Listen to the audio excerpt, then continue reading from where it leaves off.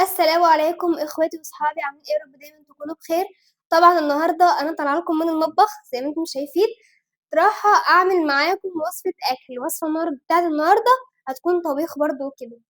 فقبل ما ابدا اي حاجه ما تنسوش تصلوا على النبي وتعملوا اعجاب للفيديو وتعملوا اشتراك في القناه عشان يوصلكم كل جديد. يلا بينا نشوف احنا هنعمل ايه. طبعا النهارده راح اعمل معاكم وصفه بطاطس بالكفته او بالبطاطس يعني. طبعا هعمل بطاطس تقلية عادي وهحط فيها كفتة. فيلا بينا نشوف احنا هنعمل الطريقة ازاي. يلا بينا. طبعا احنا معانا دلوقتي البطاطس اهي، غسلاها قطعتها وغسلتها. تمام. ومعانا برضو الصلصة، طبعا لما فرمها وكده ومجهزاها. ودي الكفتة اهي لسه اصبعها. ومعانا الشبت ومقطع الثوم والبصل. البصل حط عليه شوية توم كده عشان تتحمر مع بعضها. يلا بينا نجهز. يلا بينا نجيب الحلة بتاعتنا. بسم الله الرحمن الرحيم. جبنا الحلة ولعنا البوتاجاز اهو. فين بقى السمنة؟ السمنة هي هنحط نص معلقة سمنة أو معلقة يعني. هنحط معلقة سمنة. تمام. معلقة سمنة على شوية زيت. شوية زيت صغيرين خالص مش هنكتر. تمام. اهي الزيت بس هيتقدح. انتوا شايفين معايا ولا مش شايفين معايا ولا النظام ايه؟ هي بس اهي. طبعا الطريقة دي تحفة، ويا ريت يا ريت اللي ما عملش الطريقة دي قبل كده يا ريت يعملها. جميلة قوي قوي قوي وهتعجبك.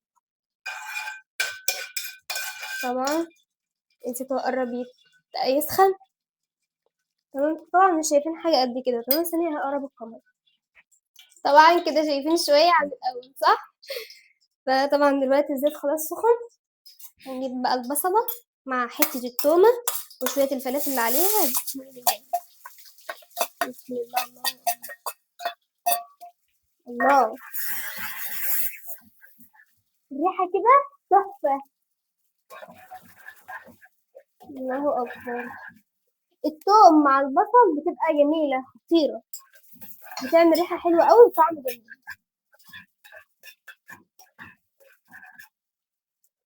هندبلها بس شوية مش هنحمرها، هنخليها بس تدبل. وشوفوا الطريقة دي معايا هتحبوها قوي قوي. وانا بعملها على طول كده. الطريقة دي جميلة جدا وبعملها على طول بالطريقة دي. في ناس هتقول لي مش عارفة ايه وانا ما بعملهاش كده. لا، انا بعملها بالطريقة دي.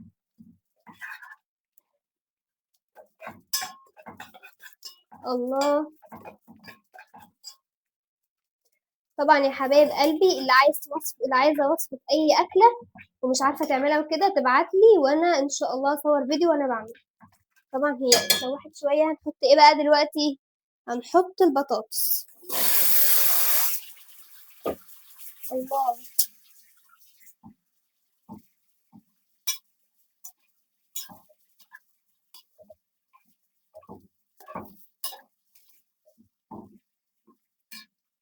هنسيبها بقى تتلوح شوية صغيرين مش كتير. تساوي يعني. هنسيبها بس ايه تتلوح 5 دقايق كده وارجع لها. خلاص كده اتلوحت شوية. اول ما ريحتها تبدأ تطلع تقومي ايه سقط عليها الطماطم زي ما انا هعمل كده دلوقتي. بسم الله الرحمن الرحيم. الله ما شاء الله. ما شاء الله. بسم الله الرحمن الرحيم. بس كده. تمام. هنحط بقى دلوقتي عليها ايه؟ التوم. تمام كده خلاص. حطينا التومة اهيت شوية كده. نحط بقى الملح والفلافل والحاجات دي. خلاص كده. بس ايه تغلي غلوة كده بالتوم عشان ريحتها تطلع.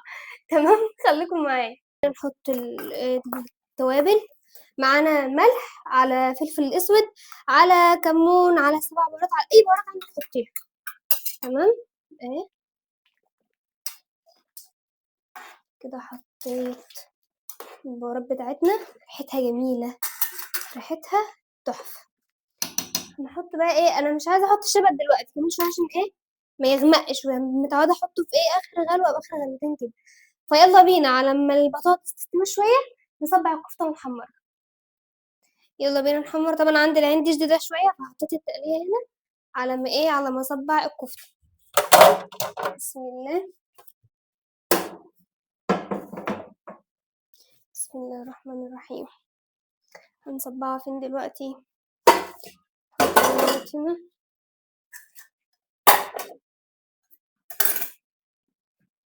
نجيب الكبرة كده الشبت ده. يلا بينا نصبع. بسم الله. طبعا في ناس ما بتحبش البطاطس تتحط على البصلة. في ناس بتقول ايه، لا انا احب اسبك التقلية الاول وبعدين احط الايه البطاطس، تاخد بقى ايه غلوة مع نفسها كده بقى مع التقلية. ما بحبش انا احطها على البصلة تتلوح والكلام ده، لا. الطريقة دي جميلة واحسن، جربوها بالطريقة دي هتعجبكم قوي. طبعا احنا بنصبع الكفتة اهو. ما بحبش اعملها تخينة قوي ولا كبيرة، يعني تبقى في التقلية في ايه عشان تقضي كده وتبقى ايه كتيرة كده في الحل اهوت. انا دلوقتي بصبعها اهو. هكمل بقية الكمية وارجع لكم. ورجعت لكم تاني. طبعا انا خلصت الكمية بتاعة الكفتة اهي. تمام. فيلا بينا عشان نحمرها. طبعا الزيت بيسخن، حطيت الزيت يسخن. مش عارفة هو سخن ولا لا اصلا. يعني حطيت صابع بس لسه الزيت مسخنش. تعالوا بينا نبص بصة بس على الكفتة، على البطاطس. اسف، لسه شوية.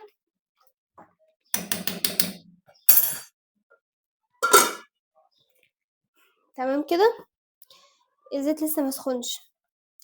طبعا في بنات كتيرة طلبت مننا وصفات طبخ. يا ام يوسف عايزين وصفات طبخ عشان احنا بنحب الفيديوهات دي.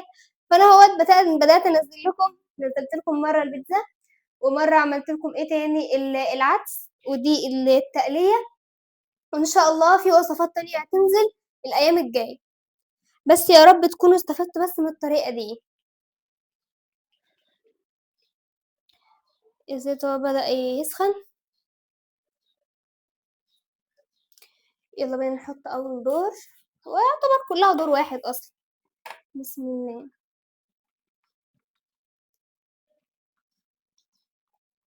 طبعا بحب اعمل صوابع الكفتة بتاعة التقلية مصبعة كده. في ناس بتعملها دواير، كور يعني، كده بتبقى احسن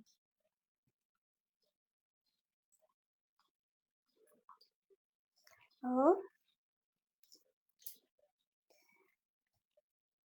طبعا حطيت البطاطس تستوي شوية عشان هنسقط الكفتة فيها اهو. حطيت دور خلاص كده اهو.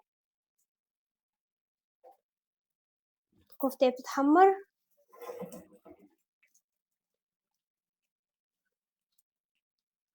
هنرجع لكم بقى لما هي تستوي. طبعا الكفتة بتتحمر ايه.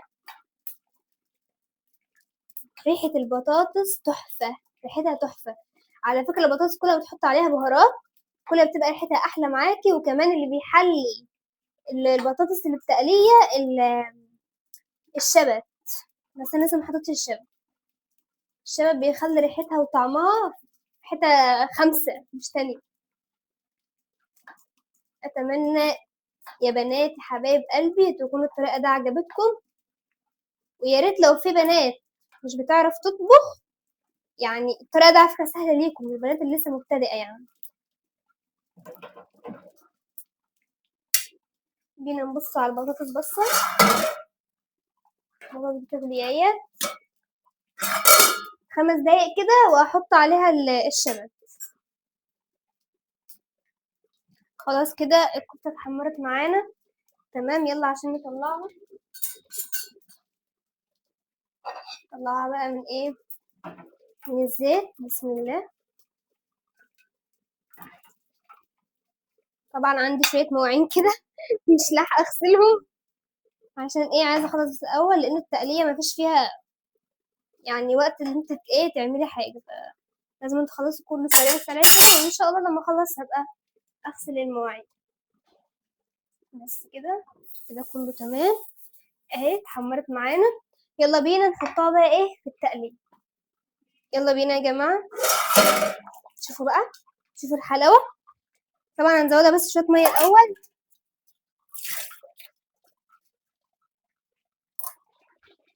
بسم الله. الله على الحلاوة، الله على الحلاوة بجد، لونها تحفة، وريحتها تحفة، وكل حاجة فيها تحفة. هاحط بقى الشبت عشان هي خلاص يعني بدأت تستوي. بسم الله. الله أكبر، اللهم صل على النبي. جميلة، شكلها كده بالشبت جميلة أوي. يلا بقى نحط الكفتة. بسم الله. الله أكبر على الحلاوة. تسلم إيدك يا أم يوسف. دوقوا بقى الحلاوة دي. هنسيبها بس تغلي غلوتين كده أو 3 ونطفي عليها، وبكده يكون البطاطس بتاعتنا خلصت. وبكده يكون وصفة النهاردة خلصت. طبعًا أنا هاسيبها بس تغلي غلوتين أو 3 أو هافصل عنها لإن هي كده خلاص استوت، وكده خلاص الطبخة خلصت. يعني أنا باحط الكفتة قبل ما البطاطس تتطفى عليها بحوالي 10 دقايق كده أو ربع ساعة، اللي هي تغلي معاها وتشرب من التقلية بتاعتها. فيا ريت يكون فيديو النهارده عجبكم، ما تنسوش الاشتراك في القناة وتفعيل زر الجرس عشان يوصلكم كل جديد، تعملوا إعجاب للفيديو. ويا رب يا رب يا رب تكونوا استفدتوا من الوصفة دي والطريقة دي، واللي عايز طريقة أي حاجة تانية يكتب لي في التعليقات وأنا إن شاء الله هاعملها من عيني دي قبل عيني دي. يلا سلام.